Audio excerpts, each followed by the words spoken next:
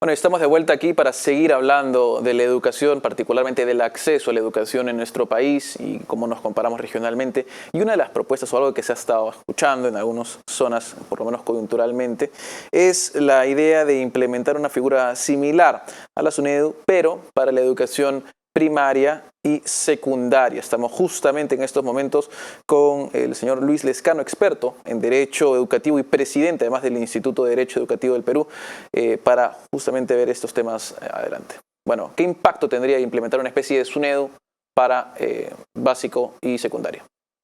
En mi opinión, Sebastián, yo no hablaría de implementar un organismo estatal como la SUNEDU. Yo preferiría hablar de implementar un sistema de aseguramiento de la calidad gradual para la educación básica. Es decir, yo me enfocaría en aplicar procesos, organismos, procedimientos, estrategias alrededor de un sistema. Y cuando hablamos de un sistema, en el caso de la educación básica, estamos hablando de la necesidad de que todas las instituciones educativas, y no solamente las instituciones educativas, aquello que está alrededor de la educación básica, incluyendo autoridades, sobre el eje central, que es el estudiante, incorpore procesos que hagan que las instituciones educativas apunten a una mejora de la calidad de manera continua, de manera permanente. No prefiero hablar de organismos como la SUNEDU, porque son organismos estatales que tienen el tema de la burocracia que no acaban de superar y que por tanto generan una lentitud en los procesos y un exceso de pedidos que lo que hacen es demorar la oferta educativa y demorar la instalación de aquellos programas que está necesitando el Perú en temas virtuales o en temas tecnológicos. Entonces, yo me quedaría con un acercamiento a un sistema de acreditación que digamos, puede estar vinculado con un tema de licenciamiento o con un tema de acreditación que van a estar evidentemente a cargos de organismos externos. Yo preferiría hablar de organismos no vinculados con el aparato estatal, yo preferiría hablar de organismos vinculados con un tema de organismos especializados, técnicos internacionales, con pares expertos, alejados de cualquier decisión o control estatal o política. Estamos hablando de un sistema, digamos, si se piensa en acreditación, ese sistema que normalmente opera, por ejemplo, en Estados Unidos, ¿cierto? Que opera en Europa, que más o menos son cuerpos a los cuales uno se une y para unirse o para poner usualmente el logo, ¿es cierto? Tiene que cumplir ciertos estándares. Estamos hablando de algo así. Sí, en Estados Unidos específicamente, en realidad en Estados Unidos el avance en la calidad como indicador está en función de las acreditaciones, no de un tema de licenciamiento, de las acreditaciones, porque la acreditación es la que forma el hábito de la autoevaluación constante, una autoevaluación de la propia entidad y evaluaciones que se hacen a través de pares. Y no son pares, digamos, que son ejercidos por funcionarios estatales o públicos, sino son pares ejercidos por técnicos capacitados en temas educativos, capacitados en lo que significa medir calidad, medir docencia, régimen académico, malla curricular. Por eso apostaría yo por organismos especializados que no necesariamente tienen que ser internacionales, pueden ser los nacionales, pueden serlo ambos. De hecho, el CINEACE, como organismo acreditador nacional, tenía un registro donde se aparecían las acreditadoras internacionales que podían hacer justamente esa labor de acreditación a las instituciones educativas peruanas, con pares y con técnicos altamente especializados. Eso le da muchísimo valor a la acreditación y le hace prestigio de crecimiento alejado del tema estatal y más bien cercano a un tema de calidad y técnica educativa. Y ahora, justamente la diferencia que hay, ¿cierto?, entre la acreditación que es privada y el licenciamiento que de alguna forma vendría a ser público, ¿existe alguna política educativa pública que no se esté implementando o que se haya implementado de alguna forma que no esté ayudando al acceso a la educación en nuestros ciudadanos?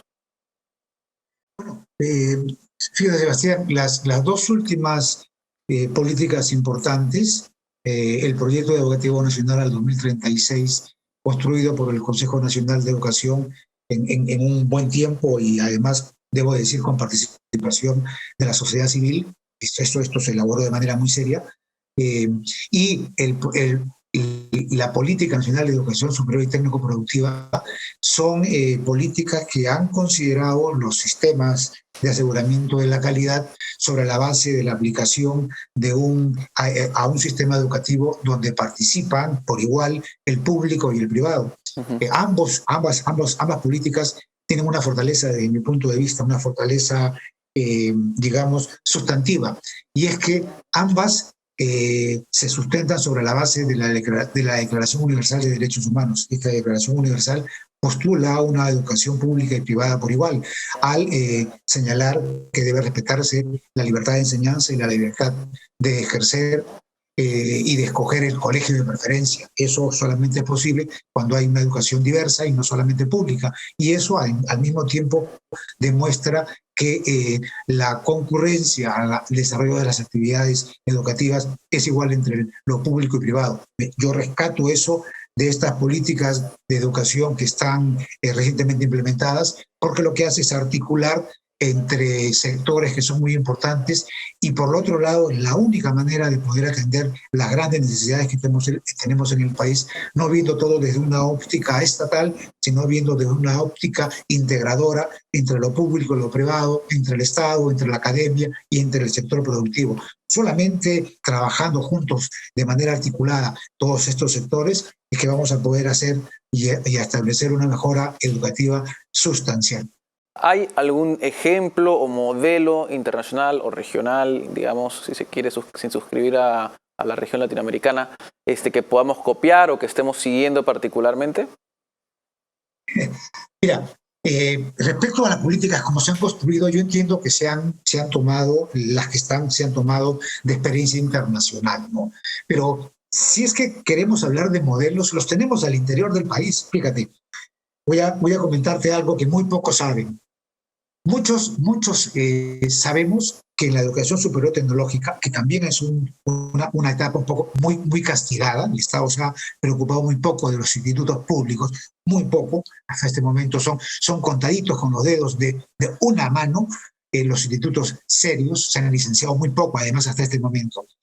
Pero fíjate, en esta etapa de los institutos públicos sucede que siempre cuando se presentan situaciones, el Estado debe de fomentar que haya una concurrencia de factores públicos y de factores privados, pero al mismo tiempo, fíjate, al mismo tiempo, en la educación superior tecnológica que se requiere tanto para el país, hay el modelo CENATI, es un modelo que muchos lo consideran exitoso y efectivamente lo ha sido, pero el modelo CENATI no es otra cosa, Sebastián, que un modelo que ha sido, primero, promovido por iniciativa privada, por empresarios, y segundo, en donde en su directorio concurren empresarios, concurre el sector público por Ministerio de Educación, Ministerio de Trabajo, concurren distintas partes.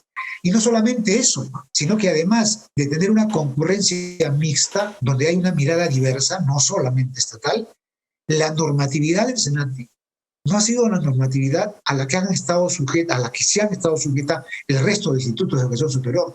Toda esta burocracia, toda esta normativa que tienen que seguir los institutos a través del Ministerio de Educación, no la ha seguido para nada el Senati. El Senati tiene una ley propia y ellos se manejan y pueden crear carreras sin estar tocando la puerta del Estado para que los autorice. Lo hacen por libre iniciativa. Ese, por ejemplo, es un modelo que refleja claramente cómo la participación articulada y cómo una normatividad que da autonomía y flexibilidad acaba siendo positiva y resulta un modelo que hace crecer la educación en nuestro país. Eso, por ejemplo, muy poco lo sabe la gente respecto del CENATI, y el CENATI es una de las instituciones que están muy bien consideradas a nivel nacional. Sin embargo, no han estado nunca sujetas a la burocracia estatal a la que se han estado todos los institutos de educación superior públicos y privados del país. Ahora, y justamente y brevemente, digamos, ¿cómo se distingue este modelo CENATI de los modelos, de los otros modelos?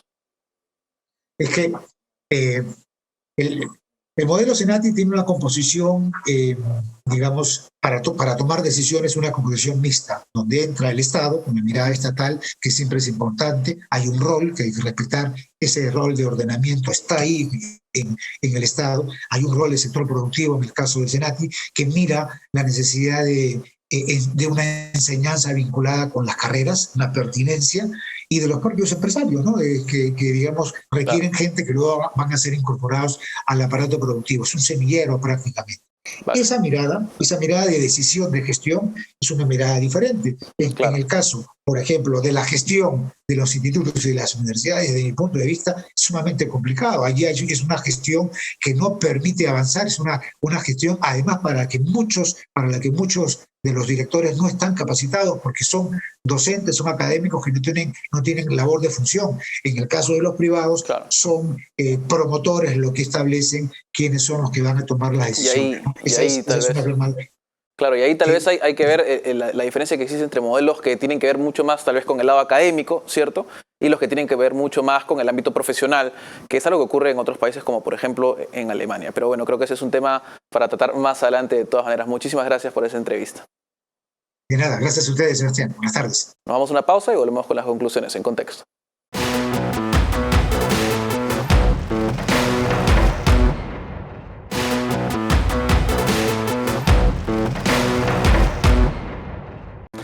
Bueno, y como vimos en el programa de hoy, se necesita asegurar la calidad de la educación en nuestro país, pero esto no necesariamente implica que se tenga que ir a un sistema de licenciamiento, sino tal vez más bien a uno de acreditación. Asimismo, es necesario que se flexibilicen algunas normas para poder permitir el avance tecnológico como es la educación virtual. Esto fue todo en Contexto. Nos vemos mañana. En Contexto llega gracias a la Fundación Naumann, Universidad César Vallejo, examen de admisión 21 de febrero y los portales